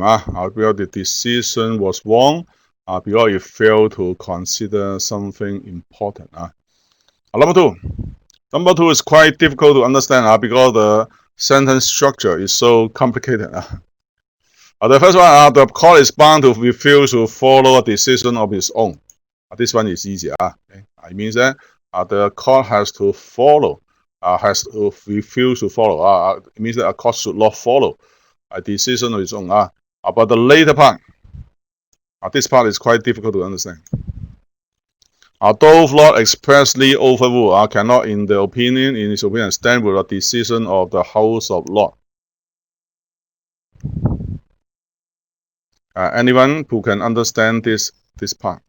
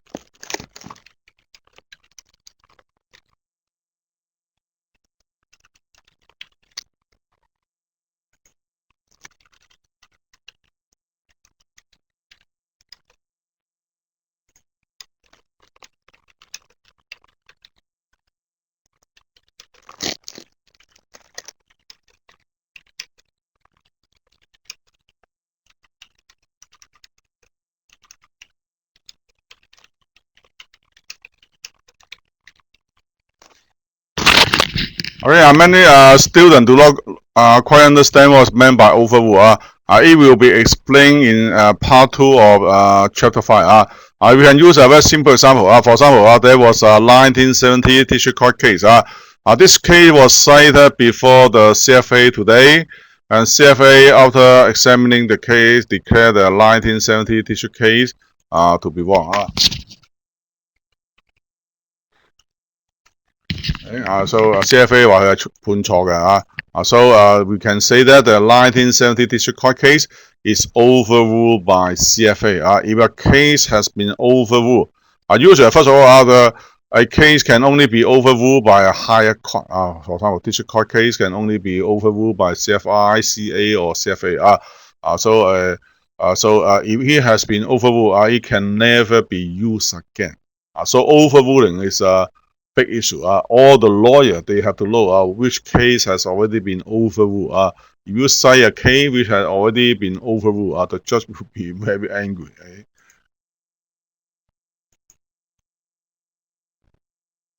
But what is meant by this part? The case was not expressly overruled. Okay, but it cannot stand with the decision of the House of Lords. Why? Wong Sai Lung is a very good example. Wong Sai Lung, you say that Wong Sai Lung was wrongly decided. Was Wong Sai Lung overruled by House of Lords? The answer is no. Okay, a House of Lords usually will not overrule a Hong Kong case. Why? Because it is very unusual for a Hong Kong case to be cited in a House of Lords hearing. Because in England they have so many cases. It is quite unlikely they will cite any Hong Kong case. But in Hong Kong, it's just the opposite. In Hong Kong, we don't have too many cases. So it's the reason why we will cite English case from time to time. Just like football. So many Hong Kong people like English football. I don't think any British would like Hong Kong football. I think it's very unlikely. So you see that. For this case, so this one is a very good example. Wong Sai Lung was not expressly overruled by House of Lords, but it could not stand with a subsequent House of Lords case. Why? Because Wong Sai Lung was the year of Wong Sai Lung. Wong Sai Lung was in, I think it was in 1980. Wong Sai Lung should be in 1980. Wong Sai Lung was in 1980. Hamilton and Forrest, 1981. So it was a subsequent case. It could not stand with a subsequent House of Lords case, Hamilton and Forrest. So it's the meaning of the second exception. I don't think that the High Court will overrule all cases. Sometimes if the case is not cited in the House of Lords case, the House of Lords will not overrule that case. Okay?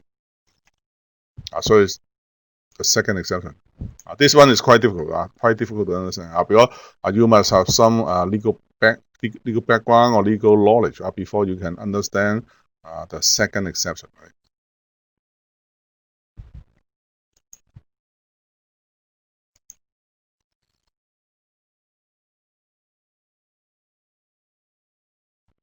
you like Hong Kong football. Because you are in Hong Kong. I think not so many people in still living in UK would like Hong Kong football. So the reason why you like Hong Kong football is because now you are in Hong Kong.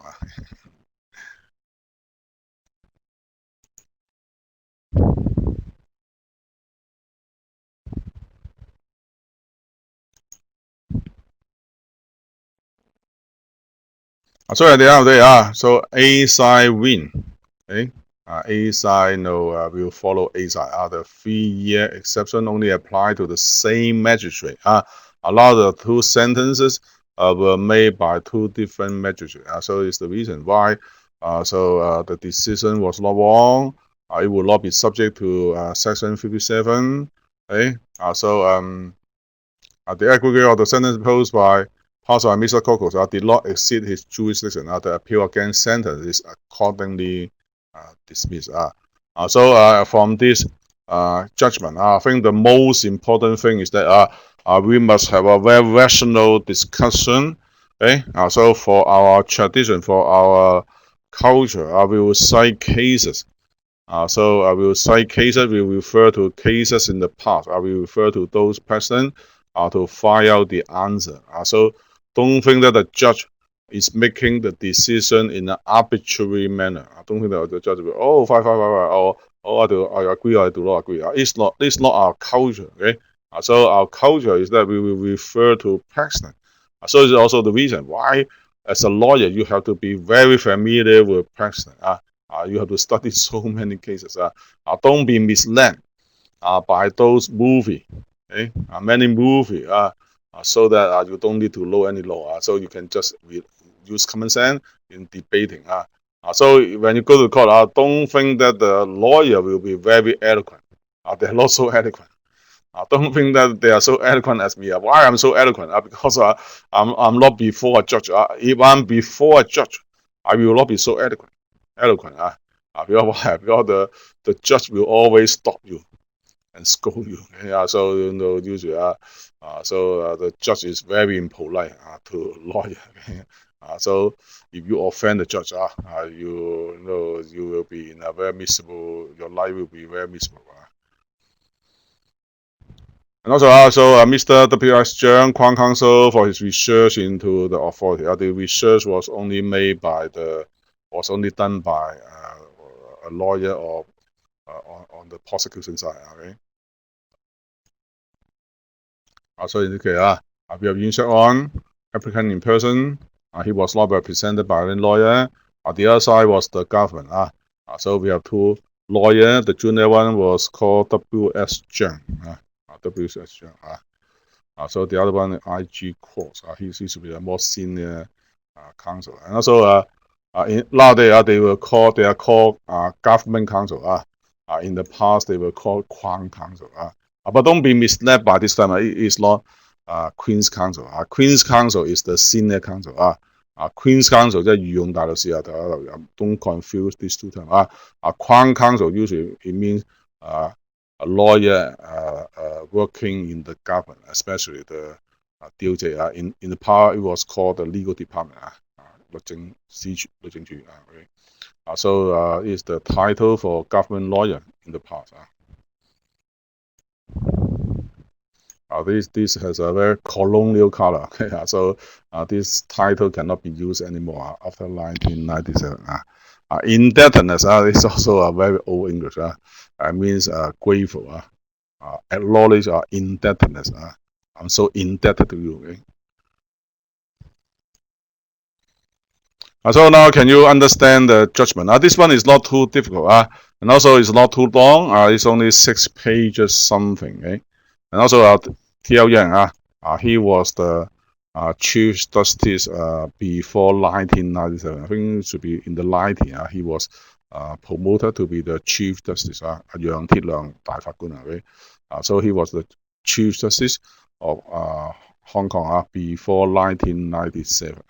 But so he resigned, and then the job was done by Mr. Andrew Lee.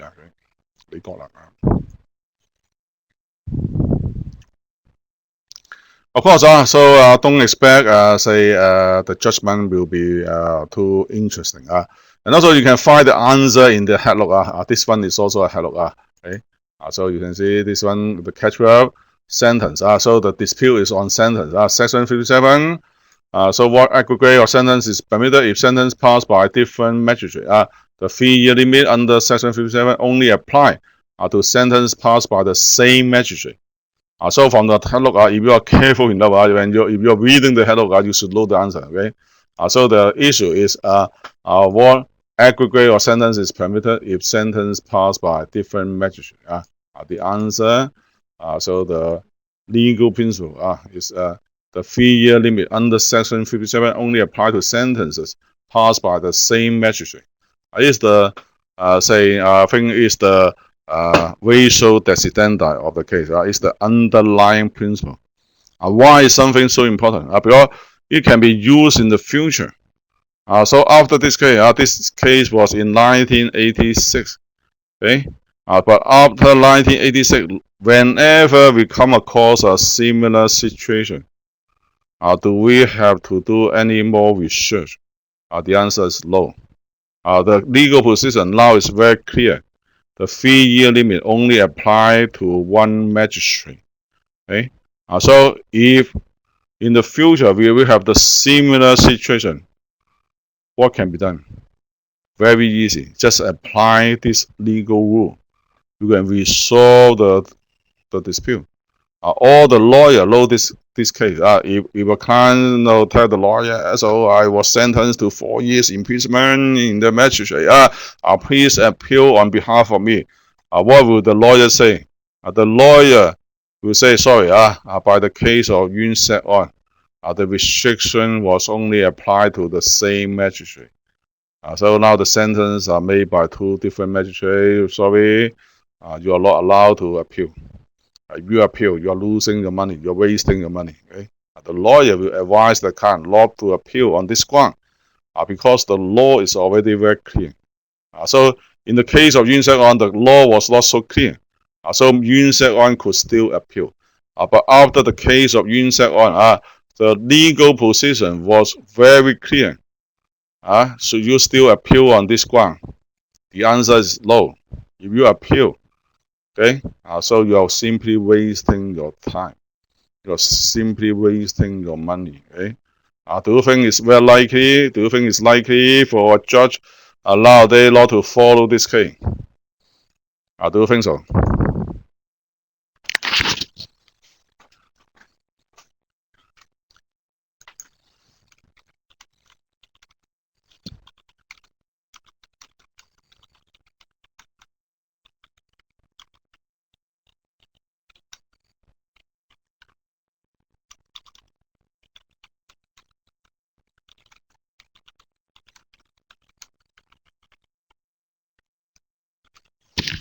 This is a court of appeal case.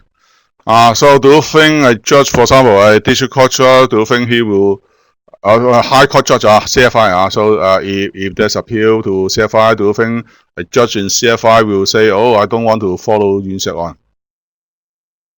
Do you think so? Very unlikely. Virtually very unlikely. Okay? So no, there's simply no reason why a judge will say, oh, I don't want to follow Yuen Shek On. Okay? Very, very unlikely. So the chance is extremely low. If you appeal on this ground, very unlikely you will succeed. The chance is extremely low. You are simply wasting your time. You are simply wasting your money unless you have a very strong reason.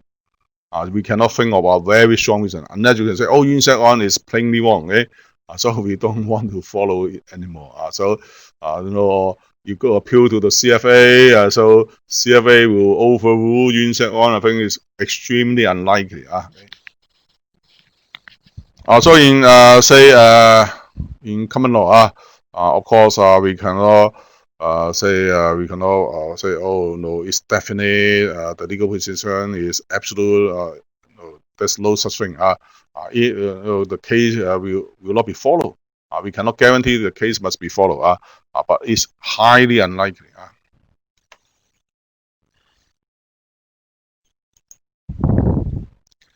So it's the case of Yuen Shek On. I hope you can understand the judgment much better now. So I think the judge is very efficient. So he delivered the judgment on the same day of the hearing. And also I have already mentioned, so for appeal, I don't think that there's a retrial. Usually the judge will only review the document. So nearly everything is in paper. It's by paper. So when of course the judge will spend some time on the paper, but the appeal will not take a very long time. Sometimes maybe just half an hour or 1 hour. Okay. So don't think that it will be the same as a trial. I don't think that the case will be there will be a retrial of the case. And also in court appeal, altogether we have 3 judges. But the judgment was only delivered by Justice Yang. Usually the 3 judges, they will come to a conclusion. They will try to make a unanimous decision. Okay, and the judgment is delivered by just 1 judge instead of all the 3 judges. Okay, next, after this lesson, I will give you the answer to this exercise. So the answer. So the substantive issue is whether Section 657 apply to 1 magistrate or more than 1 magistrate. Also, we have the Paxton issue. Paxton issue is an issue relating to Paxton. Because not every case will have Paxton issue. This case is very very special because the Paxtons are in conflict. So the judge has to decide which of the 2 conflicting decisions of its own should the court of appeal follow. So outcome is the appeal dismissed. Court follow Kenya Fan, and the case for Wang Sailang should not be followed.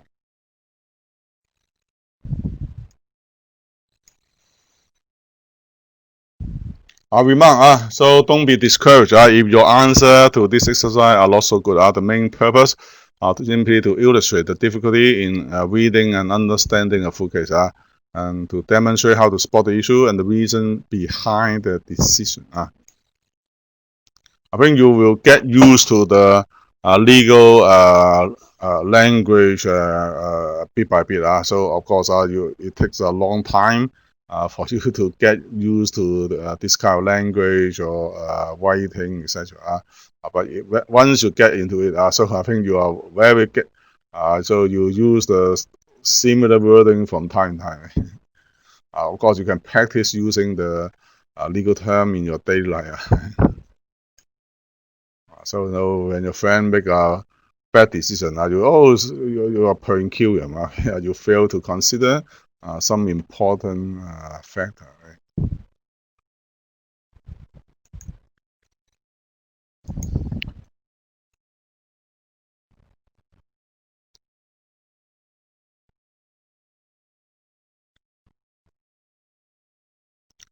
I think it's still possible. Chang Kung Fei said, are there any chance for a defendant before the same magistrate in two different cases? Are it still possible?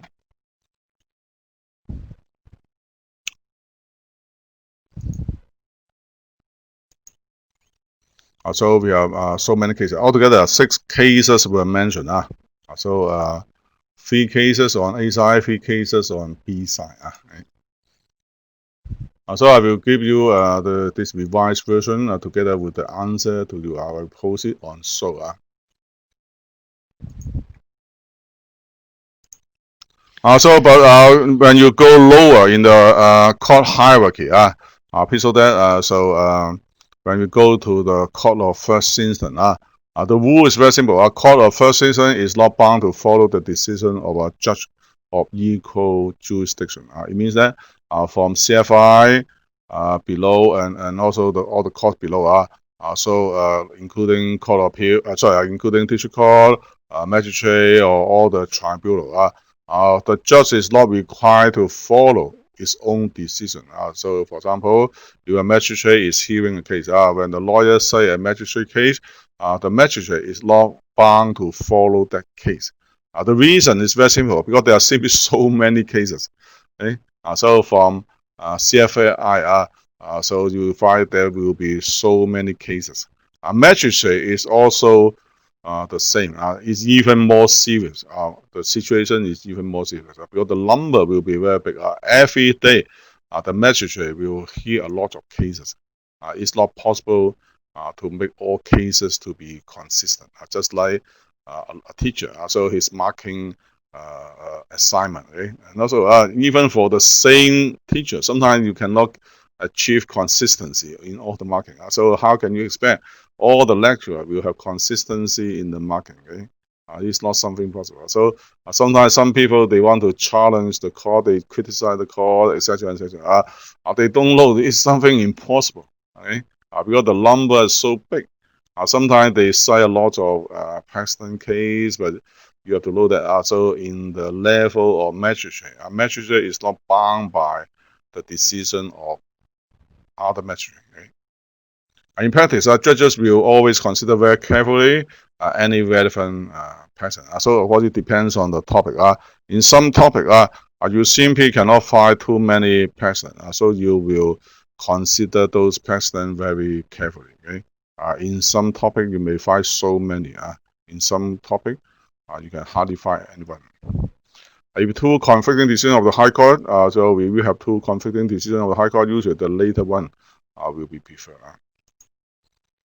I don't think that precedent is a very difficult concept. Can you think of any precedent in your daily life? So in our daily life, in our company, we also have a lot of example of precedent. For example, something may not be mentioned in the regulation, so it's not written down in the regulation, but it's a practice.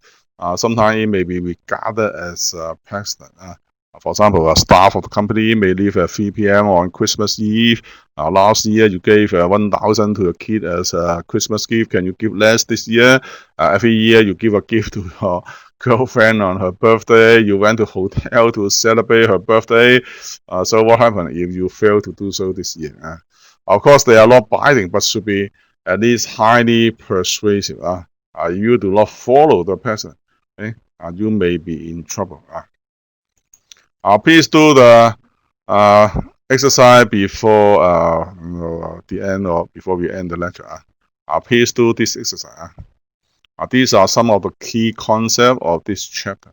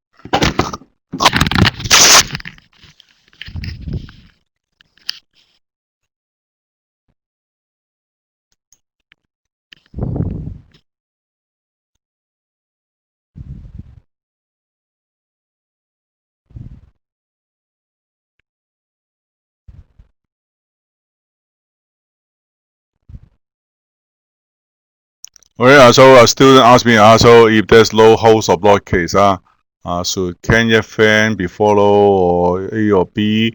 I think we simply do not know. So because now we have already solved the problem. So we cannot imagine what will happen if there's no Hamilton and Forest. But in my opinion, I think Kenya fan will say I think say Kenya fans should be more reasonable. So if the sentences are made by two different magistrates, I think it should not be subject to the restriction of 3 years. So Leung Kam Shin asked me, Wong Sai Lung is a Wong Sai Lung is not a district court case. I think it should be a court of appeal case. It should be a court of appeal case. So when you go to page 3, you can see Wong Sai Lung should be a court of appeal case. And find this one.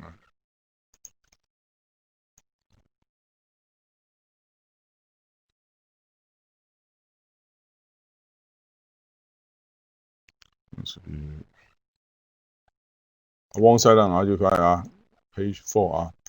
Court of appeal, decision of court of appeal in Wong Sai Lung.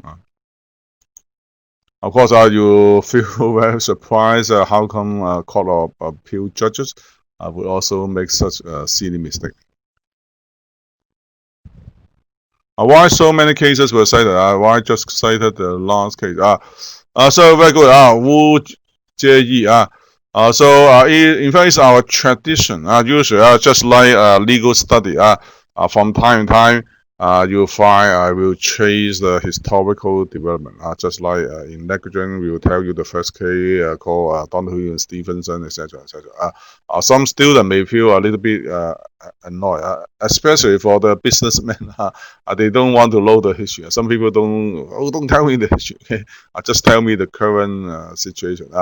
Of course, it depends on your mentality. Some people like history; they want to know the historical origin, historical development. Some people don't like it; they just want to know the current situation.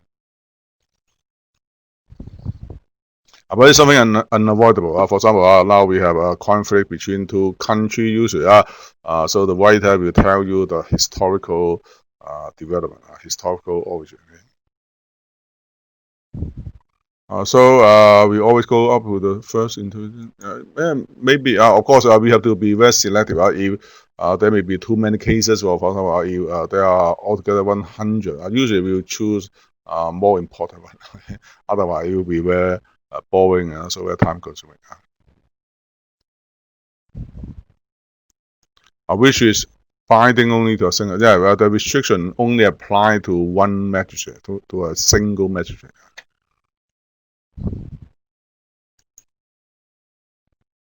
So we can go through the revision question very quickly. A revision question is something quite useful because it can say help you to recall something important. So after a lecture, I think a very important thing is that try your very best to memorize something very important, something very crucial. So number one, the force of wage of a person depends on whether it's binding. For binding, it must be followed. Okay? For other, they're only persuasive. It need not to be followed. It's very important. If you do not follow something which is binding, so you will be in serious trouble. Number two, vertical. Are concerned with higher and lower court. Okay, so it's the direction. So whether lower court has to follow the decision made by the higher court, whether the district court has to follow the decision by CFI or CA or CFA. So it's called vertical. Okay.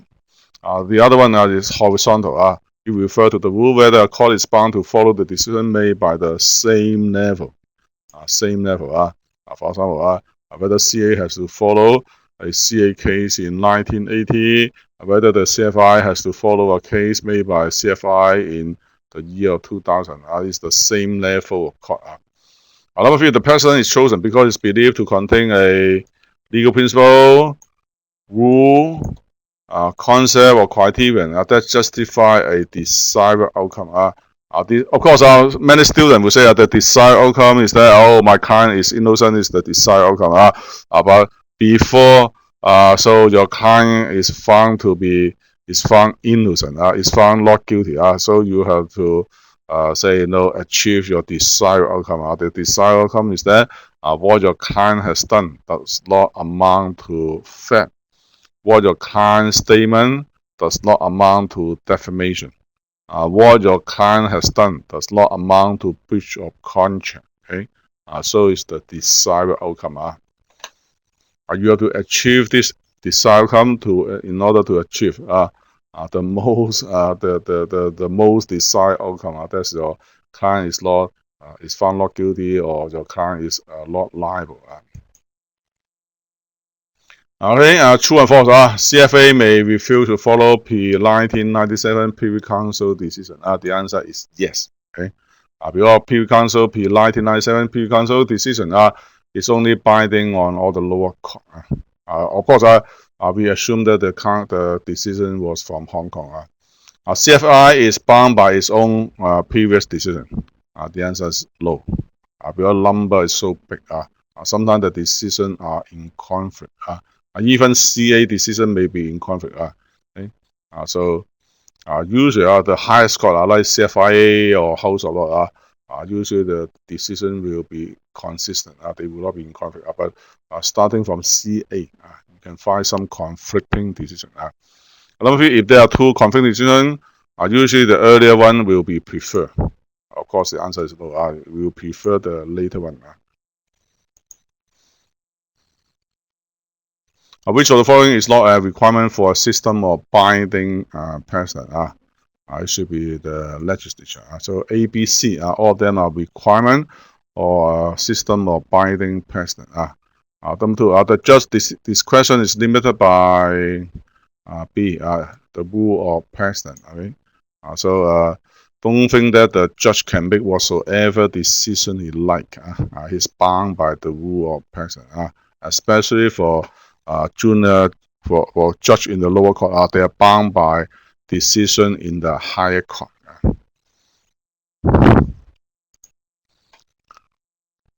Okay, that's all for say part 1 of chapter 5.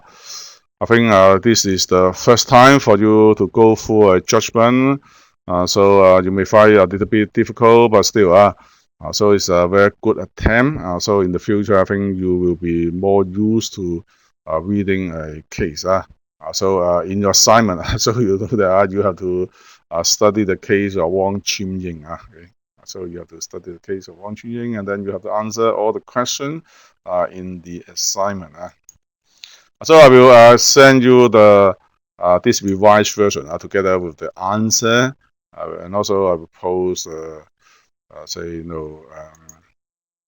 it's the answer. So I will post it on So. You can refer to this one and also the answer to the case of Yun Sek On, so you can understand more about this case. So by reading the case, first of all, you have to know that the judge he will not make an arbitrary decision, and also the decision is not just based on common sense. It's not just based on his personal preference. And so usually the judge will try to, on matter of law, the judge will usually our first response is to do some legal research to find out what the precedent say. So usually we'll try our best to follow the precedent. Okay? If there's no precedent, of course we can apply a legal rule and make appropriate decision. But if there's already a precedent, usually we will follow the precedent. Of course, in this case, we have conflicting precedent. So the judge has to decide which case should be followed because they are in conflict.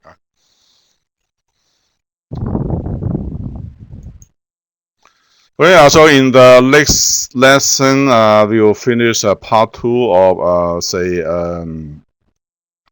chapter 5. You'll learn how to understand the ratio, how to extract the ratio from a judgment.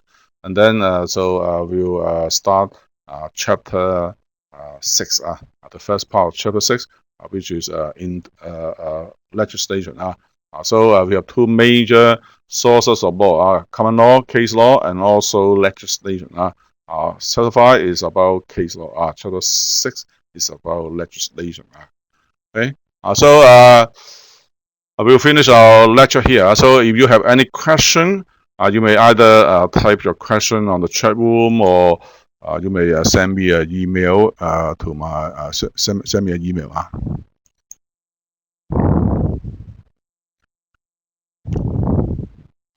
Thank you. Thank you very much for coming and also your participation in the lecture.